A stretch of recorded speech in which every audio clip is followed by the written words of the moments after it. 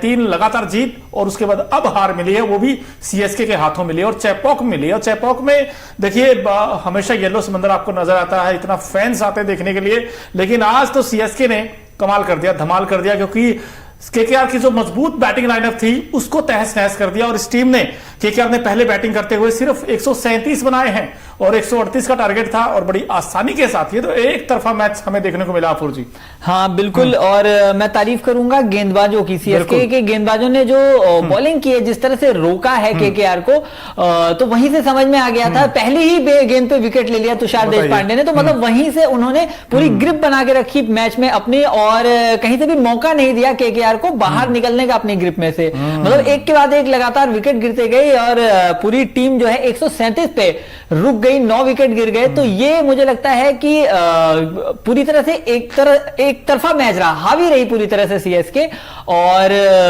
गेंदबाजों को जो क्रेडिट जाएगा पूरी तरह से, मैं कहूंगा कि सीएसके के गेंदबाज थे जिन्होंने मैच को अपने फेवर में किया। बिल्कुल फेवर में किया। मुस्तफिजुर रहमान, इनका कमबैक हुआ था टीम में, इन्होंने अच्छी बॉलिंग की और साथ ही साथ ये देखिए शार्दुल ठाकुर को भी वैसे मौका मिला था, इन्होंने भी अच्छी गेंदबाजी की, लेकिन महेश तीक्ष्णा, अब इन्होंने 4 ओवर में 28 रन दिए और 1 विकेट इनको मिला। लेकिन ये स्टार है आज के रविंद्र जडेजा, 4 ओवर में सिर्फ 18 रन और 3 विकेट झटके हैं।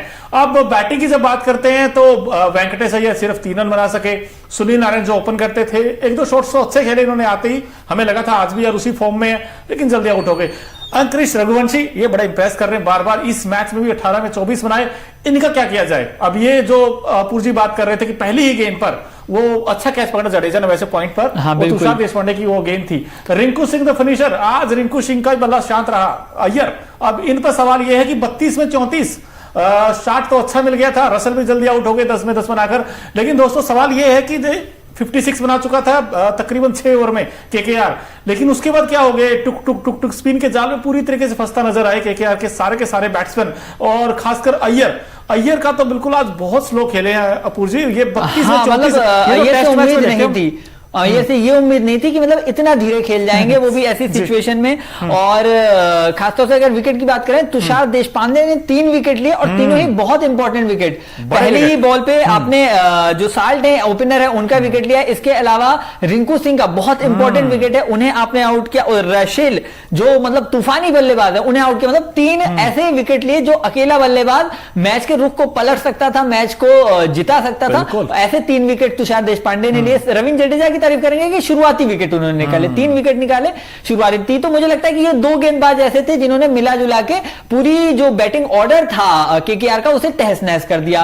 और जो एक जीत का क्रम चला रहा था, लगातार 3 मैच केकेआर ने जीते थे, तो ऐसा लग रहा था कि एक बार पूरी रॉकिंग परफॉर्मेंस है केकेआर की, तो वो बिल्कुल भी नजर नहीं आई। मतलब बैटिंग इस तरह से कोलैप्स हुई है, ऐसा लग रहा है, मुझे लगता है कहीं ना कहीं ओवर कॉन्फिडेंस का भी शिकार हुए हैं केकेआर वाले। मतलब 3 मैच जीतने के बाद मुझे लगता है कि वो ओवर कॉन्फिडेंस कहीं ना कहीं भीतर था और वो उनकी बैटिंग ऑर्डर को कोलैप्स कर गया। बिल्कुल आप ठीक करें। और एक और दिक्कत ये भी थी कि जो स्पिन फ्रेंडली विकेट था दोस्तों, और वहां पर रविंद्र जडेजा ने बड़ी अच्छी गेंदबाजी की, टर्न भी था, बाउंस भी था, जिसके चक्कर में सारे के सारे बैट्समैन फंसते चले गए कि डबल माइंड किया, खेलूं या चौका मारूं या रोकूं। और उस विधा में वो तो भला हो श्रेयस अय्यर का, हालांकि उन्होंने ठीक ठाक रन बनाए और इस तरीके से स्कोर 137 पहुंच गया। भाई 56 पे 1 था, उसके बाद देखते देखते 60, 64, 65 ऐसे आते गए और चलते गए। अब अय्यर ने 34 जरूर बनाए, लेकिन सवाल यह कि 32 में 34, ये तो टेस्ट इनिंग में देखते हैं हम लोग स्कोर आजकल। लेकिन बड़ी बात यह है कि सीएसके की लगातार 2 हार हुई थी, उसके बाद अब ये जो जीत आई है, कहीं ना कहीं टोनी का काम तो करेगी। हाँ बिल्कुल, सीएसके के लिए जरूरी था ये मैच जीतना, क्योंकि 2 मैच लगातार हार चुके थे, तो ऐसे में ये मैच बहुत मतलब इंपॉर्टेंट था उनके लिए जीतना। अच्छा, जहां तक बात है कि जो पिच थी धीमी थी, स्पिनर्स को मदद मिल रही थी, लेकिन देखिए बाद में बैटिंग करने के बावजूद सीएसके ने बहुत अच्छी बैटिंग की है।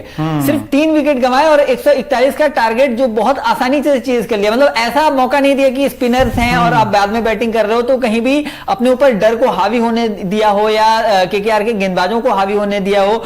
आप देखिए जो स्पिनर थे केकेआर के, वो ऐसा कोई इंपैक्ट नहीं डाल पाए कि अच्छा स्लो पिच है और इस वजह से अगर बल्लेबाज हमारे आउट हुए हैं तो हम उनके बल्लेबाजों को भी कहीं ना कहीं परेशान करें, तो वो परेशानी बिल्कुल भी दिखी नहीं मुझे कहीं भी। भी। और सुनील नरेन है, 1 विकेट उन्हें सिर्फ मिला। वरुण चक्रवर्ती बहुत अच्छे स्पिनर है, उन्हें 1 भी विकेट नहीं मिला।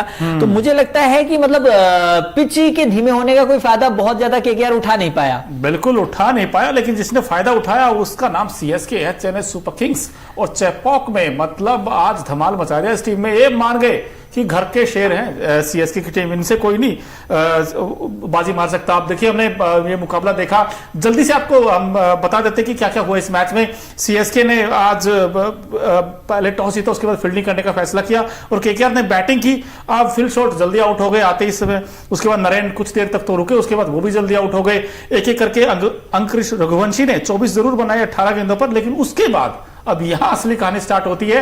एक के बाद एक बैट्समैन स्पिन के जाल में फंसते चले गए। रविंद्र जडेजा ने शिकंजा कस लिया और उसने वेंकटेश अय्यर ने सिर्फ 3 बनाए, रमनदीप ने 13 बनाए, रिंकू सिंह 14 गेंदों पर 9 रन बनाए। ये बहुत रेयर देखते हैं हम रिंकू सिंह को कि 14 बॉल खेलकर सिर्फ 9 रन बनाए। रसल सिर्फ 10 बना सके। कुल मिलाकर स्कोर 137 बना पाई केकेआर पहले बैटिंग करते हुए, लेकिन जब बैटिंग आई सीएसके की तो बड़ी शानदार शुरुआत दी। वहां पर रचित रविंद्र ने 15 बनाए, ऋतुराज गायकवाड़ एक बार फिर से हीरो रहे, 67 बनाए, नॉट आउट रहे 58 गेंदों पर और जीत का चौका लगाया उन्होंने। वैसे मजा आ गया उनकी बैटिंग देखकर। और शिवम दुबे ने बड़ा इंपैक्ट इनिंग खेली, 28 बनाए 18 गेंदों पर।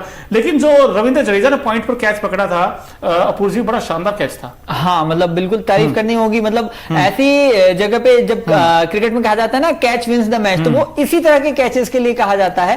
और इसमें मैं कहूंगा कि बॉलर से ज्यादा फील्डर का योगदान होता है 1 विकेट को लेने के लिए। बिल्कुल। और हमारे देखिए स्टैटिक्स अखिल गुप्ता जी बैठे, उन्होंने बताया कि भाई आईपीएल में रविंद्र जडेजा के 100 कैच पूरे हो गए। अब बताइए, वो कैच बड़ा कमाल का था, 100 कैच उनके पूरे हो गए। अगर आप देखें मोस्ट कैचेस जाने भी जाते, मतलब जो बेहतरीन फील्डर्स हैं भारत के, तो उसमें रविंद्र जडेजा का नाम बहुत आगे आता है। और वो आईपीएल में भी उन्होंने दिखाया है, 100 कैच आज पूरे कर लिया, तो उनके लिए एक मैं कहूंगा कि क्लैप्स तो बनता ही है। बिल्कुल। अगर आप देखें most catches by fielder in IPL overall अगर हम बात करें तो 110 कैच विराट कोहली के, 109 सुरेश रैना के हैं, 103 कैरन पोलार्ड के हैं और 100 रोहित के और 100 ही रविंद्र जडेजा के। यानी कि दोनों इंडियन खिलाड़ी छाए हुए, रोहित और रविंद्र जडेजा हो। भाई हम जानते हैं इंडियन टीम में रविंद्र जडेजा और विराट कोहली 2 ऐसे एक्टिव फील्डर है ना, वो डबल नहीं आने देंगे बाउंड्री लाइन से।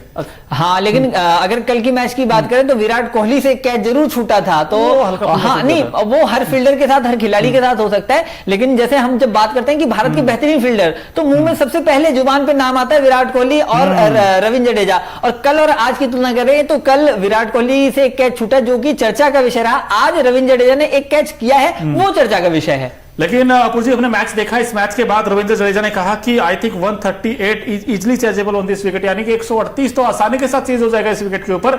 और इसके अलावा जो अय्यर हैं, जो कैप्टन केकेआर को, उन्होंने कहा कि पावर प्ले के बाद हमने लगातार विकेट्स गंवाए और यही सबसे बड़ा रीजन रहा था इस केकेआर की हार का।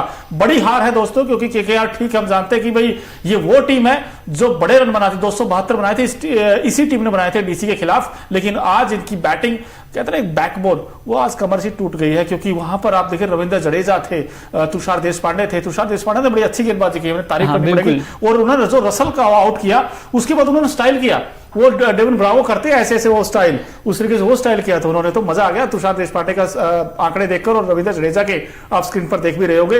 आज आपको ज्यादा इंप्रेस अपूर्व जी किसने किया, रविंद्र जडेजा ने या तुषार देशपांडे ने? मुझे लगता है तुषार देशपांडे ज्यादा इंप्रेसिव रहे, क्योंकि उन्होंने 3 ऐसे बल्लेबाजों को आउट किया जो तीनों ही बल्लेबाज अकेले मैच को पलटने का मादा रखते हैं, क्षमता रखते हैं। तो मुझे लगता है कि वो तीनों विकेट बहुत ही इंपॉर्टेंट थे और तीनों ही बल्लेबाजों को बहुत सस्ते में निपटा दिया उन्होंने। बिल्कुल सस्ते में निपटा दिया। और देखिए, और वो भी एक चीज और है कि रविंद्र जडेजा की तुलना में उनका अनुभव भी बहुत कम है, तो ऐसे में उनका 3 विकेट लेना मायने रखता है। बिल्कुल। और ऐसे 3 अनुभवी बल्लेबाजों का विकेट लिया उन्होंने, मतलब आंद्रे रसेल जैसे अनुभवी बल्लेबाज का विकेट लिया। तो मुझे लगता है कि तुषार देशपांडे के लिए, भविष्य के लिए उनके ये बहुत मतलब सुखद होगा, उन्हें आगे और बड़े मौके मिल सकते हैं और उनका कॉन्फिडेंस भी बूस्टअप हुआ होगा। बिल्कुल बिल्कुल।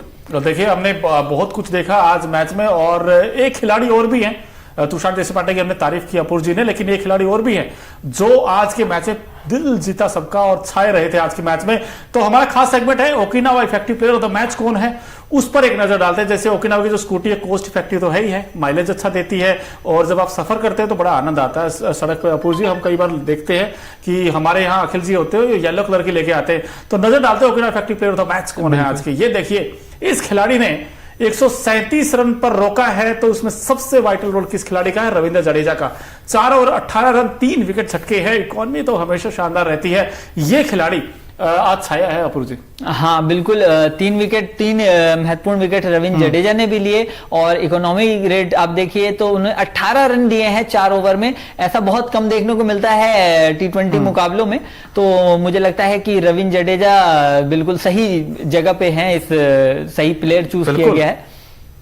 बिल्कुल सही जगह पे है और बड़ा आउटस्टैंडिंग परफॉर्मेंस दिया उन्होंने। और कैच भी उनका मतलब 3 विकेट के साथ वो कैच भी मुझे लगता है कि तुषार देशपांडे के साथ साथ रविंद्र जडेजा को भी वो क्रेडिट जाएगा आधा। तो कह सकते हैं कि अगर देसी भाषा में कहूं तो 3 की बजाय 3.5 विकेट बोल सकते हैं हम उसको। 3.5 विकेट बोल सकते हैं, लेकिन भाई फिगर बड़े जबरदस्त थे। और अगर देखा जाए तो रविंद्र जडेजा ने किस को आउट किया? सुनील नारायण को आउट किया उन्होंने, और इसके अलावा अंकित रघुवंशी को आउट किया उन्होंने, और वेंकटेश अय्यर। 3 बड़े इंपॉर्टेंट विकेट निकाले थे और जिसकी वजह से इसमें 2 बल्लेबाज तो वो हैं जो पिछले केकेआर के पिछले मैच में हीरो रहे थे। सुनील नारायण और अंकित रघुवंशी पिछले मैच में हीरो थे और दोनों हीरोज को उन्होंने सस्ते में निपटाया। अगर ये जम जाते तो ये स्कोर बहुत बड़ा हो सकता था। और ये क्या पता कि भाई रसेल तो बड़े बड़े छक्के मारते हैं, रिंकू सिंह बड़े बड़े छक्के